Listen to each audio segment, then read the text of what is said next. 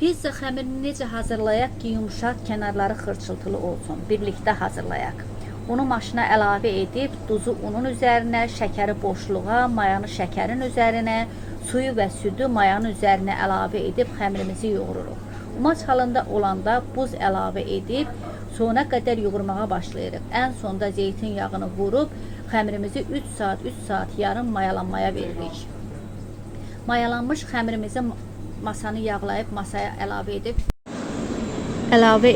3-4 tur qatlayırıq. Görürsünüz ki, buzla yoğrulmuş xəmirimiz necə mayalanıb, necə gözəl gəlibdir. Konteynerlərimizi yağlayıb, mayalanmış xəmirimizi konteynerlərə yerləşdiririk, yağlanmış konteynerlərə.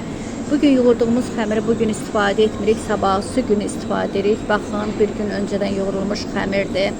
İndi bunu biz kündələyəcəyik. Kündələrim 32 ölçü 280 qramdan götürürük. Bu cür saxlama qablarına yerləşdirib, həmin günü otaq temperaturunda saxlayıb istifadə edə bilərsiniz.